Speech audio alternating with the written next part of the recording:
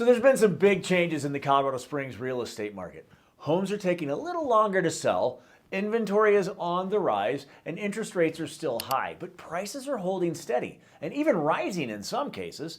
So stick around because we're going to go over the real data and answer the big question: could rates dropping spark another wave of higher home prices? Let's go.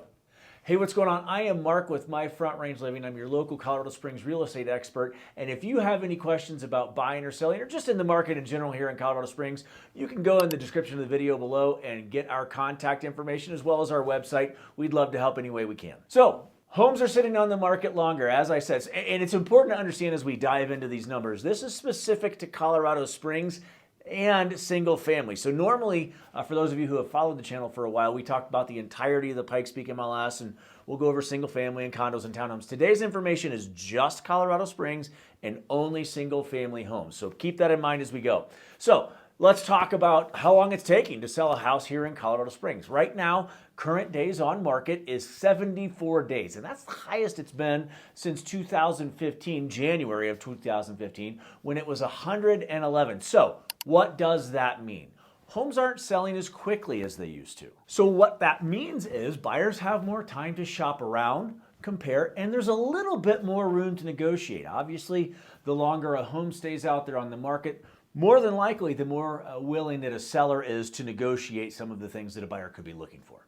So next up, median sales price. Where are we as of January 2025? So let's talk median sales price for a single family home in Colorado Springs. So again, median sales price, single family home in Colorado Springs, $470. Again, that's January of this year, so super updated information. Here's what's interesting with rising inventory and slower sales.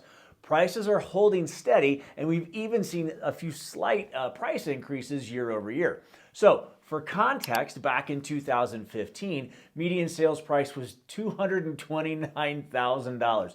That is huge growth in 10 years. Obviously, more than double the value in that 10-year time frame. So what does that mean? So for sellers, that means that homes are retaining their value and even growing in value, which is fantastic news from an equity position, right? For buyers, prices haven't dropped significantly yet, despite slower market activity. So maybe waiting for those prices to go down is not the best strategy, but it's interesting to know that in the market. So then we talked about higher interest rates and how that's impacting affordability. Okay, so let's talk about interest rates. So as of January 2025, the average interest rate is right around 7% for a 30-year fixed rate.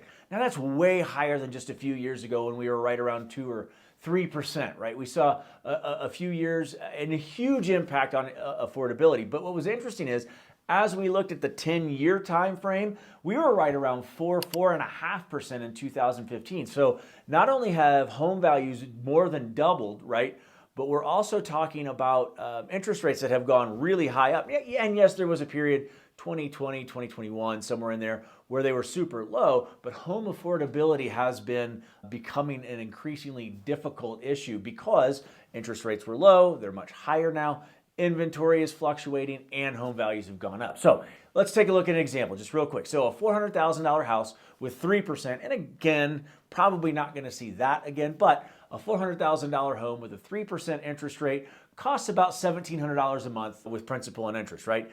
In today's world, just 5 years removed from those 3% interest rates, we're looking at 7% rate. That same $400,000 house, again, it costs more, but just $400,000 house with that 7% interest rate is right around $2,700 a month. So we're looking at $1,000 a month more for a similarly priced house just 5 years removed. It's important to understand that home value has increased, so it's not even the same house, it's just the same price point. So that's a big reason why we're seeing fewer sales, longer days on the market. I mean, the reality of it is there's timidity out there. Buyers are just they're just staying on the sidelines for right now because they're not 1,000% sure if it's the best time to buy for them. And we get that. So could dropping rates heat up the market? I got it. Big Daddy JP, Fed Powell, has been talking about an interest rate move a couple of times this year. What happens if the rates actually drop? It's a great question. Here's the thing. Lower rates could lead to increased buyer activity. So more buyers could re-enter the market since those monthly payments would be more affordable. Another thing that could happen, higher sales prices. With more competition among buyers, home prices could start climbing again, especially in a desirable market like Colorado Springs. It's basically supply and demand. That's just how this works. So the more people that come in, the more demand there is, and prices are just going to drive up, and inventory is going to go back down, creating that whole scenario all over again. So all of that to say, look, it could be a great time for you to buy. It could be a great time for you to sell. That's why we have our contact information in the description of the video. Reach out. Let's talk about it. Everybody's story is different, and I think that a lot of times it's easy for people to say, yeah, great time to buy or great time to sell or horrible time to buy, horrible time to sell. It really is a personal story. Real estate's not transactional. It's super personal. So make sure and reach out, and we'd love to help you answer any questions you have. So next up, inventory is on the rise. So let's talk about inventory. In January of 2025, we had about 1,700 total active homes, again, for Colorado Springs. In January of 2021, we had about 700. In January of 2015, we had 2,700. So yes, compared to 2015, we're lower. And yes, we are higher to 2020, but it gives you an idea of just how much fluctuation we've seen in inventory. And really, that's still considerably low when you think about all the folks that need housing in Colorado Springs. So we are 1,000 more, or 1,000 less than we were in 2015, but 1,000 more than we were in 2020 when all the chaos was going on. So what does that mean for us in this very moment? So buyers have more options, and sellers, you've got some competition. So there's a couple things that you have to keep in mind when you go to list your house. You're going to have to be realistic. We talked about those days on market. You're going to have to be realistic about pricing. You're just going to have to make sure that the marketing that you have on your home fits your needs and you understand what next steps look like as you prepare to sell your home. So another key stat is sales are down. In January of this year, 2025, sold 412 single family homes in Colorado Springs. That's really, really low compared to the market frenzy we saw just 5 years ago, right? So here's what I'll tell you about that. It seems to be a sign that we're shifting into a balanced market, which I think that's fantastic. So don't expect a crash. Colorado Springs remains a desirable place to live, and people still want to live here. It's just that home affordability has become an issue. So don't expect a crash. I mean, again, prices aren't going down. Sales are going down, but that's due to the timidity in the market and just home affordability in general. So again, it's important that you take a look at your scenario and what's going to work best for you. So let's take a look at the big picture. What does all of this mean, Mark? Great question. So what's the takeaway? So homes are taking longer to sell, right? The 74 days on market.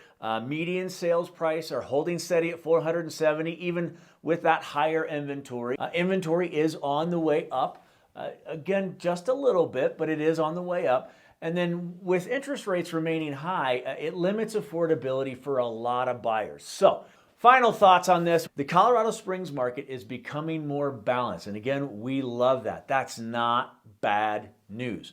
Whether you're buying, selling, or just interested in the market, it's all about knowing the trends and staying informed of everything that's going on and how all of those different variables impact the market. So if you have any questions about buying or selling in Colorado Springs, if you have comments, what's going on in the market and what you see in your neck of the woods, we'd love to see your comments. Hey, thanks so much for stopping by. We look forward to seeing you soon. Have a great day.